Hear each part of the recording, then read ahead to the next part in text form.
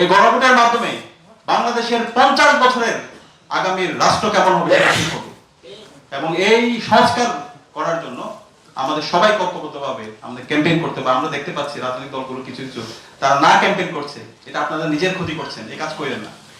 আজকে আমরা যারা ভোট দিতে যাব সবার মধ্যে একটা উৎসব আমরা দেখতে পাচ্ছি। এবারে নির্বাচনে আমরা একটা হচ্ছে গণভোটের মাধ্যমে আমরা আমাদের যে সংস্কারের কথা বলছি, আমাদের রাষ্ট্রের যে প্রাতিষ্ঠানিকরণ, প্রতিষ্ঠানগুলোর যে শক্তিশালীকরণ, সেটার জন্য আমাদের গণভোটকে হাকে বিজয় করতে হবে। সেটার জন্য আমাদের সারা দেশব্যাপী ক্যাম্পেইন করতে হবে এবং ডাকসুর পক্ষ থেকে আমরা বাংলাদেশের শিক্ষা প্রতিষ্ঠানগুলোতে এই ক্যাম্পেইনটা আমরা খুব দ্রুত শুরু করবো ইনশাআল্লাহ।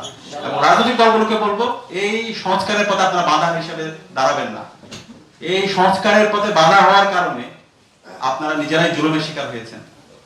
সুতরাং সাময়িক তুষ্টির জন্য এই সংস্কারের পথে আপনারা কেউ বাধা হবেন না। আমাদের এই রাষ্ট্রকে নতুন ভাবে ঢেলে সাজানোর জন্য এই জুলাই বিপ্লবে আমাদের 2000 ভাই বোনরা শহীদ হয়েছে, 40,000 আমাদের ভাই বোনরা তারা তাদের অঙ্গ হারিয়েছে, গাজী হয়েছে।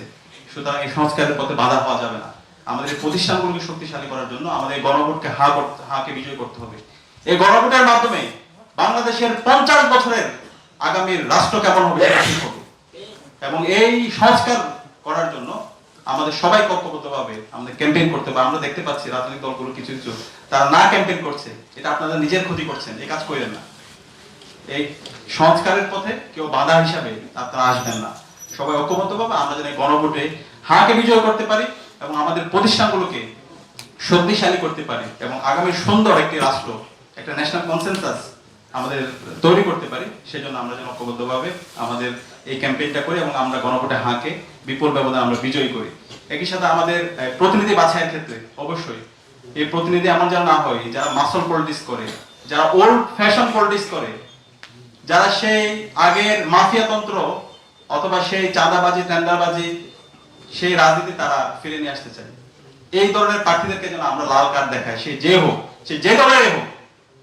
যারা আমাদের প্রার্থীরা হবে তারা তাদের অবস্থান পরিষ্কার করবে, শিক্ষা নিয়ে তাদের চিন্তা কি সেটা তারা পরিষ্কার করবে, স্বাস্থ্য নিয়ে তাদের চিন্তা কি সেটা পরিষ্কার করবে, এবং আমাদের তরুণদেরকে নিয়ে তাদের ভাবনা কি, তরুণদের এম্পাওয়ারমেন্ট করা নিয়ে তাদের ভাবনা কি, রাষ্ট্রের এই যে নতুন সংস্কৃতি কথা বলছি সেটা নিয়ে তাদের ভাবনা কি, সেটা যারাই পরিষ্কার করতে পারবে তরুণরা তাদেরকে গ্রহণ করবে। বাংলাদেশের 4 কোটি তরুণ যারা ভোট দিতে পারে নাই, সুতরাং তরুণরা যেদিকে পক্ষ নেবে তারাই বিজয়ী হবে। সুতরাং তরুণদেরকে বিদ্রোহী করা, তরুণদের বিরুদ্ধে কথা না বলা যারাই করবেন তারা আপনারা নিজেরাই নিজেদের ক্ষতি করবেন। আমরা অনুরোধ করবো সকল রাজনৈতিক দল যারা এবার নির্বাচন করবেন তারা তরুণদের কাছে আপনাদের যে অবস্থান, আপনাদের চিন্তা, রাষ্ট্র নিয়ে আপনাদের চিন্তা, দেশের অর্থ ব্যবস্থা নিয়ে আপনাদের চিন্তা, সংস্কৃতি নিয়ে আপনার চিন্তা, ক্যাম্পাস নিয়ে আপনার চিন্তা, সেটা আপনারা পরিষ্কার করবেন। আমরা এই ক্যাম্পাসগুলোতে সেই ছাত্রলীগের কায়দায় যে রাজনীতি আমরা দেখতে পেয়েছি, গণরম গ্যাস্ট্রোমের রাজনীতি, সেটা আমরা হইতে দিব না।